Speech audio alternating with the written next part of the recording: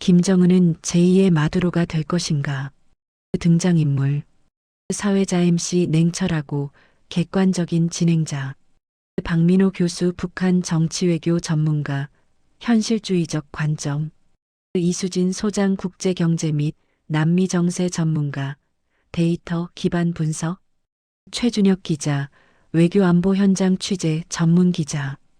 화려한 열병식을 사열하는 김정은의 모습과 군중 앞에서 주먹을 불끈 쥔 마두로의 연설 장면이 교차 편집된다. 독재, 생존, 고립, 제재, 연대라는 키워드가 화면을 채운다. 제일막 낯선 두 이름의 위험한 조우. MC 시청자 여러분 안녕하십니까?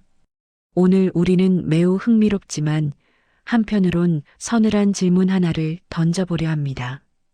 김정은 국무위원장은 제2의 니콜라스 마두로가 될 것인가? 평양과 카라카스. 지구 반대편에 위치한 두 도시입니다. 전혀 다른 문화와 역사를 가진 북한과 베네수엘라. 하지만 최근 두 정상이 보여주는 생존 전략은 놀라울 만큼 닮아 있습니다. 오늘 이 스튜디오에 세 분의 전문가를 모시고 이 위험한 평행이론을 심층 분석해 보겠습니다. 먼저 박민호 교수님, 이 비교가 과연 적절한 것인지 짚어주시죠. 박 교수 표면적으로는 전혀 다른 두 나라입니다. 북한은 동북아시아의 사회주의 왕조, 베네수엘라는 남미의 볼리바르 혁명 계승국가라고 주장하죠. 하지만 정치학자의 눈으로 보면 이 둘은 놀라울 정도로 유사한 권위주의 생존 모델을 공유하고 있습니다. MC 구체적으로 어떤 점이 그렇습니까? 박 교수 첫째, 장기 집권 체제입니다. 김정은 위원장은 2011년부터, 마두로 대통령은 2013년부터 집권했죠. 둘째, 극심한 국제 제재 속에서도 정권을 유지하고 있다는 점. 셋째, 반서방 연대를 통한 외교적 생존 전략. 넷째, 파탄난 경제에도 불구하고 권력 기반은 오히려 공고해지는 역설. 이 네 가지 키워드가 핵심입니다. 최 기자, 사실 최근 외교가에서는 북한의 베네수엘라화라는 말이 공공연하게 나옵니다. 단순히 경제가 어렵다는 뜻을 넘어서 체제가 버티는 방식 자체가 마두로식 모델을 따라가고 있다는 분석이죠. 이 소장 데이터로 보면 더 명확합니다. 베네수엘라의 1인당 GDP는 2013년 1만 2천 달러에서 2023년 약 3천 달러로 폭락했습니다. 북한도 공식 통계는 없지만 한국은행 추산으로 마이너스 성장을 거듭하고 있죠. 그런데도 두 정권 모두 건재합니다. 이게 바로 우리가 주목해야 할 독재의 기술입니다. MC 일반적으로 경제가 파탄나면 정권이 교체되기 마련인데 말이죠. 최 기자, 그게 바로 21세기 권위주의 체제의 특징입니다. 과거 독재 정권들은 경제 성장을 통해 정당성을 확보했습니다. 박정희, 피노체트 같은 개발 독재 모델이죠. 하지만 마두로와 김정은은 정반대입니다. 경제는 망가뜨리되 권력 구조는 더 강화하는 빈곤의 정치학을 실천하고 있습니다. 제2막 무너진 경제, 그럼에도 무너지지 않는 권력. MC 그럼 본격적으로 경제 부분부터 파헤쳐 보겠습니다.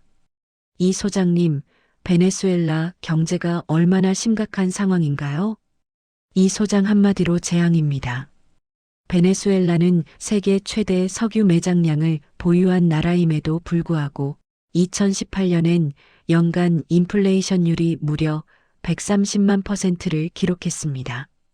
빵 한 조각 가격이 하루에 2배씩 뛰는 상황이었죠.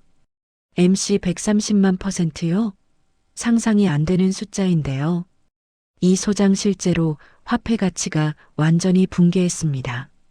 마두로 정부는 2018년 화폐 단위에서 0을 5개 떼어내는 리디노미네이션을 단행했지만 소용없었죠. 국민들은 화폐 대신 달러나 심지어 물물 교환으로 생활합니다. 박 교수, 북한도 비슷합니다. 2009년 화폐 개혁 때 국권 100원을 신권 1원으로 교환했죠. 국민들의 현금 자산을 사실상 몰수한 겁니다. 결과는 완전한 실패였습니다. 주민들의 신뢰를 잃었고 이후 북한 원화는 사실상 휴지 조각이 됐죠. 최 기자 현장에서 탈북자들을 취재해보면 흥미로운 증언들이 나옵니다. 장마당에서는 아무도 북한 돈을 안 받으려 한다. 중국 위안화나 달러만 통한다는 거죠. 공식 경제는 죽었지만 비공식 시장이 실제 경제를 지배하는 구조입니다. MC 그런데 정권은 이걸 어떻게 이용합니까? 박 교수 바로 여기서 마두로와 김정은의 천재성이 드러납니다. 결핍의 통제라는 전략이죠. 마두로는 CLAP라는 식량 배급 프로그램을 운영합니다. 정부를 지지하는 가구에만 보조금을 받은 식량 꾸러미를 제공하는 거죠. 이 소장 정확합니다. 베네수엘라 국민의 약 60%가 이 CLAP 프로그램에 의존합니다. 문제는 배급을 받으려면 정부 집회에 동원되어야 하고 투표도 정권 편으로 해야 한다는 겁니다. 굶주림을 무기로 정치적 충성을 강요하는 시스템이죠. 최 기자, 북한의 배급제도 똑같습니다. 평양 핵심 계층은 어느 정도 배급을 받지만 지방은 완전히 방치됩니다. 그리고 간부들에게는 특별 공급을 줘서 체제에 묶어둡니다. 일반 주민들은 장마당에서 자력 생존하도록 내버려 두면서 동시에 감시와 통제는 더 강화하는 거죠. 박 교수 두 정권 모두 경제를 살릴 생각이 없다는 게 핵심입니다. 경제가 좋아지면 중산층이 생기고 중산층은 민주화를 요구합니다. 차라리 국민을 가난하게 만들어서 하루하루 생존에 급급하게 만드는 게 권력 유지에 유리하다는 계산이죠. 이 소장 베네수엘라에서는 이런 말까지 나옵니다. 마두로는 국민을 일부러 굶긴다. 석유 수출로 벌어들인 달러는 군부와 친정부 세력에게 돌아가고 일반 국민은 쓰레기통을 뒤지며 살아갑니다. 한때 남미의 부국이었던 나라의 현주소죠. MC 그럼에도 두 정권 모두 무너지지 않는 이유는 뭡니까? 최 기자, 바로 다음에 말씀드릴 국제연대 때문입니다. 아무리 국민이 굶어도 외부에서 생명줄을 던져주는 세력이 있으면 정권은 버팁니다. 제3막 신냉전이라는 방패와 든든한 뒷배. MC 경제가 이 정도로 망가지면 보통은 국제사회의 압박이나 내부 반란으로 정권이 무너지기 마련입니다. 그런데 두 사람 모두 여전히 건재하죠. 국제적인 뒷배가 든든한 것 같은데요. 이 소장 결정적인 포인트입니다. 마두로가 미국의 강력한 제재와 심지어 임시 정부 수립 시도 속에서도 살아남은 건 러시아와 중국의 지원 덕분이었습니다. 2019년 미국이 지지하는 야권 지도자 후안 과이도가 자신을 임시 대통령으로 선포했을 때 전 세계가 마두로의 종말을 예상했죠. MC 그런데 결국 마두로가 버텼군요. 이 소장, 러시아가 군사 고문단을 보냈고 중국은 경제적 지원을 계속했습니다. 쿠바에서는 정보기관 요원들이 들어와 마두로 정권의 정보망을 강화했죠. 결국 과이도의 임시정부는 흐지부지 됐고 마두로는 오히려 더 강해졌습니다. 박 교수, 김정은 위원장도 정확히 같은 패턴을 따르고 있습니다. 특히 2022년 우크라이나 전쟁 이후 러시아와의 밀착이 두드러집니다. 작년에 푸틴과 정상회담을 했고 북한은 러시아에 포탄과 미사일을 제공하는 대가로 석유와 식량, 그리고 아마도 군사기술을 받고 있을 것으로 추정됩니다. 최 기자, 취재 과정에서 확인한 바로는 북한이 러시아에 이미 100만 발 이상의 포탄을 제공했다는 정보가 있습니다. 이건 단순한 무기 거래가 아닙니다. 북러가 사실상 전시 동맹으로 가고 있다는 신호죠. MC 이제는 불량국가 연대를 넘어선 차원이란 말씀이군요. 박 교수 정확합니다. 이제는 권위주의 블록이라 부르는 게 맞습니다. 냉전 시대의 동서 대결이 다른 형태로 부활한 겁니다. 러시아, 중국, 이란, 북한, 베네수엘라로 이어지는 반서방 축이 형성됐고 이들은 서로를 정치적, 경제적, 군사적으로 지원합니다. 이 소장 베네수엘라는 러시아에 석유 이권을 주고 러시아는 베네수엘라에 무기와 차관을 제공합니다. 이란은 베네수엘라의 정유 기술을 지원하고 베네수엘라는 이란의 금 수출을 도와줍니다. 북한은 러시아에 무기를, 러시아는 북한에 에너지를 주는 식이죠. 완벽한 생존 네트워크입니다. 최 기자, 최근 북한이 남북 관계를 적대적 두 국가로 선포한 것도 이 맥락에서 봐야 합니다. 남한 및 서방과의 정상적인 관계 개선을 완전히 포기한 거죠. 대신 러시아, 중국과의 연대를 통해 장기 생존을 도모하겠다는 전략적 선택입니다. 박 교수 마두로도 마찬가지입니다. 미국, EU와의 관계 개선은 아예 관심도 없습니다.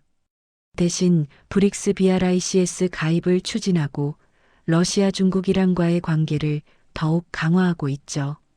서방 세계의 일원이 되기를 스스로 거부하고 생존형 독재 클럽에 안착하는 겁니다. MC 그렇다면 국제사회의 제재는 오히려 역효과를 낸다는 건가요? 이 소장 안타깝지만 일부는 그렇습니다. 제재가 강해질수록 마두로와 김정은은 오히려 러시아, 중국에 더 의존하게 되고 그러면서 권위주의 블록의 결속은 더 단단해집니다. 제재의 고통은 일반 국민이 받지만 정권은 외부의 적 때문에 우리가 어렵다는 프로파간다로 내부 결속을 다지죠. 최 기자, 북한이 계속 핵과 미사일을 쏘는 이유도 여기 있습니다. 도발을 하면 제재가 강화되고 제재가 강화되면 반미연대가 강화되고 그러면 정권은 오히려 더 안전해집니다. 역설적이지만 이게 김정은이 마두로에게서 배운 생존 공식입니다. 제3학 군부 장악, 독재자의 마지막 보루. MC 아무리 국제적 지원이 있어도 결국 독재자에게 가장 무서운 건 내부의 총질, 즉 쿠데타 아닙니까? 두 정상은 군대를 어떻게 다루고 있습니까? 이 소장 마두로의 군부 장악 전략은 한마디로 돈으로 묶기입니다. 베네수엘라 군 장성들은 단순한 군인이 아닙니다. 국영 석유공사 PDVSA의 경영진이고 식량 유통망을 장악하고 있으며 심지어 마약 밀수에도 연루돼 있다는 의혹이 있습니다. MC 군대를 비즈니스 파트너로 만들었다는 말씀이군요. 이 소장 정확합니다.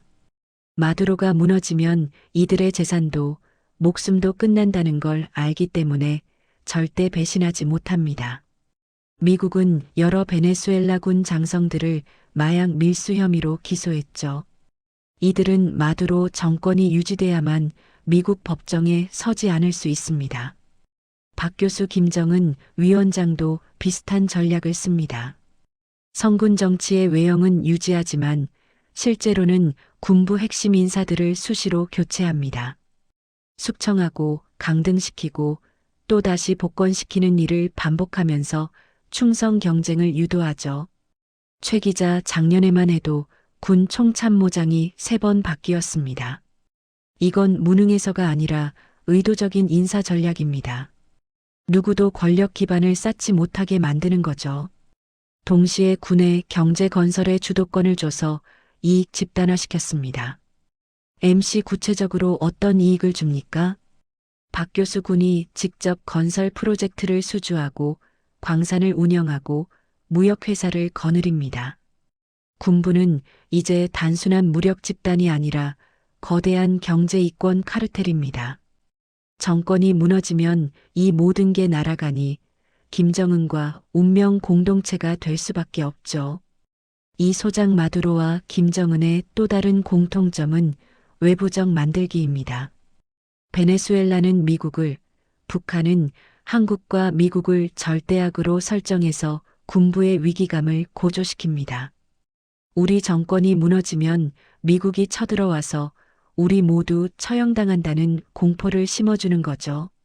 최 기자, 실제로 베네수엘라 야권이 집권하면 마두로 정권의 군 장성들은 국제형사재판소에 회부될 가능성이 큽니다. 인권유린, 부정축제, 마약 밀수 등 혐의가 산더미니까요. 북한 군부도 마찬가지죠. 체제가 바뀌면 정치범 수용소 운영, 주민 탄압 등으로 처벌받을 겁니다. 박 교수, 결국 김정은과 마두로는 군부에게 이렇게 말하는 겁니다. 우리는 한 배를 탔다. 같이 살거나 같이 죽거나. 이게 바로 정권과 엘리트의 운명, 공동체화 전략이고, 이 때문에 쿠데타가 일어나지 않는 겁니다. MC, 그렇다면 내부에서 정권이 무너질 가능성은 거의 없다는 건가요? 최 기자, 단기적으로는 그렇습니다. 군부가 이탈할 유인이 없으니까요. 하지만 장기적으로는 변수가 있습니다. 경제가 너무 나빠지면 군부도 유지하기 어려워지고, 그러면 내부 균열이 생길 수 있습니다. 다만 지금으로선 두 정권 모두 군부 장악에 성공한 상태입니다. 제오막, 디지털 독재와 새로운 통제 기술. MC, 과거 독재자들과 달리 마두로와 김정은은 21세기 기술도 적극 활용한다고 들었습니다. 이 소장, 맞습니다. 베네수엘라는 중국의 화웨이로부터 감시 시스템을 도입했습니다. 조국 카드라는 신분증 시스템을 만들어서 국민들의 투표 행태, 정부 프로그램 참여 여부 등을 모두 추적합니다. MC, 일종의 사회 신용 시스템이군요. 이 소장, 중국의 사회 신용 체계를 베네수엘라식으로 변형한 겁니다. 정부를 지지하면 식량 배급권을 주고 반대하면 불이익을 주는 식이죠. 디지털 기술로 국민 통제가 훨씬 정교해진 겁니다. 박 교수, 북한도 비슷합니다. 겉으로는 폐쇄 국가처럼 보이지만 내부적으로는 첨단 감시망을 갖추고 있습니다. 휴대전화 도청, CCTV 확대, 심지어 AI 안면 인식 기술까지 도입했다는 정보도 있습니다. 최 기자, 탈북자 증언에 따르면 평양 곳곳에 CCTV가 설치돼 있고, 중국에서 밀수입한 휴대전화를 쓰면 즉시 적발된다고 합니다. 북한 당국은 전파 탐지 장비로 불법 휴대전화를 찾아내고 있습니다. 박 교수, 흥미로운 건 두 정권 모두 인터넷을 차단하면서도 선별적으로 허용한다는 점입니다. 베네수엘라는 인터넷이 있지만 야권 웹사이트는 차단하고, 북한은 광명망이라는 자체 인트라넷만 허용합니다. 이 소장, 이른바 디지털 권위주의입니다. 과거 독재자들은 정보 자체를 차단했지만 21세기 독재자들은 정보를 통제하고 왜곡합니다. 더 교묘하고 효과적이죠. MC, 기술이 발전할수록 독재가 더 정교해진다는 말씀이네요. 최 기자, 안타깝지만 그렇습니다. 과거에는 독재자가 국민 한 명 한 명을 감시하기 어려웠지만 이제는 스마트폰과 빅데이터, AI로 가능해졌습니다. 마두로와 김정은은 이 기술을 권력 유지에 완벽하게 활용하고 있습니다. 제육막, 국제범죄 네트워크와 외화 확보. MC, 제재를 받는 나라들이 어떻게 외화를 벌어들입니까? 이 소장, 여기서 또 놀라운 유사점이 나옵니다. 베네수엘라는 불법금 채굴과 수출, 마약 밀수, 암호화폐 등으로 외화를 벌어들입니다. 정부가 직접 범죄 조직과 결탁하는 거죠. 박 교수, 북한도 똑같습니다. 사이버 해킹으로 암호화폐를 훔치고 노동자를 해외에 파견해 외화를 벌고 무기를 밀수출합니다. UN 제재를 우회하는 기술이 갈수록 정교해지고 있습니다.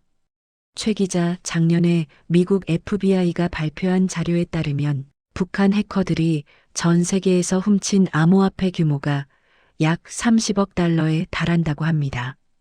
이 돈이 핵미사일 개발에 쓰이는 거죠. 이 소장, 베네수엘라는 페트로라는 자체 암호화폐를 만들어서 제재를 우회하려 했습니다. 실패했지만 시도 자체가 중요합니다. 제재를 피하기 위해 온갖 불법적 수단을 동원한다는 거죠. MC 두 나라 모두 국가가 범죄 조직처럼 운영된다는 말씀이군요. 박 교수 불편한 진실이지만 맞습니다. 정상 국가라면 법과 제도가 작동하지만 이들 국가에서는 정권 생존이 최우선입니다. 법은 권력을 지키는 도구일 뿐이고 국제 규범 따위는 안중에도 없습니다. 최 기자, 북한의 룸 39나 베네수엘라 군부의 마약 카르텔 연루설 등이 다 이런 맥락입니다. 국가기관이 직접 불법 활동을 주도하는 겁니다. 제7막 국민의 저항과 탈출. MC 그렇다면 국민들은 어떻게 반응합니까? 저항이나 탈출은 없나요? 이 소장 베네수엘라는 2014년 이후 약 800만 명이 나라를 떠났습니다. 전체 인구의 25% 이상이죠. 콜롬비아, 페루, 칠레, 미국 등으로 대규모 난민 행렬이 이어졌습니다. MC 800만 명이요? 엄청난 숫자인데요. 이 소장 현대사에서 시리아 내전 다음으로 큰 난민 위기입니다. 그런데도 마두로 정권은 무너지지 않았습니다. 오히려 반대 세력이 빠져나가니 정권 입장에서는 더 편해졌죠. 박 교수 북한도 비슷합니다. 1990년대 고난의 행군 이후 수십만 명이 탈북했습니다. 정확한 숫자는 알 수 없지만 중국에 숨어 사는 탈북자만 10만 명 이상으로 추정됩니다. 최 기자, 탈북자들을 취재하면서 느낀 건 가장 똑똑하고 용기 있는 사람들이 먼저 나온다는 겁니다. 잠재적 반대 세력이 스스로 빠져나가는 거죠. 남은 사람들은 체제에 순응하거나 저항할 능력조차 없는 이들입니다. MC 일종의 자연 선택처럼 정권에 유리한 인구 구조가 된다는 건가요? 박 교수 냉소적으로 들리지만 그렇습니다. 독재 정권 입장에서는 반대 세력이 망명하는 게 오히려 좋습니다. 감옥에 가두거나 처형할 필요도 없이 알아서 사라지니까요. 이 소장 베네수엘라 야권은 대부분 해외에서 활동합니다. 국내에서는 체포나 탄압 위험이 너무 크니까요. 북한도 마찬가지죠. 진짜 반대 세력은 이미 다 나갔고 국내에는 침묵하는 다수만 남았습니다. 최 기자, 그래서 두 나라 모두 대규모 민주화 시위가 일어나기 어렵습니다. 베네수엘라는 2017년, 2019년에 대규모 시위가 있었지만 결국 진압됐고 북한은 아예 조직적 저항 자체가 불가능한 구조입니다. 제8막 제2의 마두로인가? 그 이상의 무언가인가? MC자, 그럼 오늘의 핵심 질문으로 돌아가 보겠습니다. 김정은 국무위원장은 결국 제2의 마두로가 될까요? 이 소장, 저는 가능성이 매우 높다고 봅니다. 베네수엘라와는 국가 기능은 마비되는데 정권만 비정상적으로 비대해지는 현상을 말합니다. 북한은 이미 그 길에 깊숙이 들어섰습니다. 다만 김정은은 핵무기라는 강력한 비대칭 카드를 가진 업그레이드된 마두로라고 봐야겠죠. 박 교수 동의하면서도 차이점을 짚고 싶습니다. 베네수엘라에는 그래도 야권이 존재하고 언론의 자유가 제한적이나마 남아 있습니다. 선거도 부정 시비가 있지만 일단은 치러지죠. 반면 북한은 그런 것조차 없습니다. 완전한 전체주의 체제죠. MC 그렇다면 김정은이 마두로보다 더 안정적이라는 건가요? 박 교수 단기적으로는 그렇습니다. 마두로는 선거 부정 시비, 야권의 도전, 군부 이탈 가능성 등 변수가 많습니다. 하지만 김정은은 그런 걱정이 없죠. 백두혈통이라는 신화, 완벽한 정보 통제, 야권의 부재. 김정은은 핵을 가진 고도화된 마두로입니다. 최 기자, 취재 현장에서 느끼는 건 김정은이 마두로의 생존 방식을 매우 면밀히 학습하고 있다는 점입니다. 제재 우회 기술, 암호화폐 활용, 러시아와의 밀착, 선별적 경제 개방. 마두로가 이미 실험해 본 것들을 북한이 그대로 따라하고 있습니다. 이 소장 버티면 이긴다는 교훈이죠. 마두로는 이미 10년을 버텼고 이제는 미국도 베네수엘라 정권 교체를 포기한 듯 보입니다. 김정은도 같은 길을 가려는 겁니다. MC 그렇다면 국제사회는 어떻게 대응해야 합니까? 박 교수 솔직히 말하면 뾰족한 수가 없습니다. 제재는 이미 최고 수준이고 군사 옵션은 너무 위험합니다. 중국과 러시아가 뒤를 받쳐주는 한 이 정권들은 계속 버틸 겁니다. 이 소장 장기적으로는 내부 붕괴를 기다리는 수밖에 없습니다. 하지만 그게 언제일지는 아무도 모릅니다. 10년일 수도 30년일 수도 있죠. 최 기자, 비관적으로 들리지만 김정은 정권은 우리 생전에 무너지지 않을 가능성도 있습니다. 마두로처럼 국민은 고통받지만 권력은 영속하는 그런 디스토피아가 한반도 북쪽에 고착화될 수 있다는 겁니다. 소련도 동독도 영원할 것 같았지만 결국 무너졌습니다. 이 세상에 영원한 제국은 없습니다. 감사합니다. 구독과 좋아요 부탁드립니다.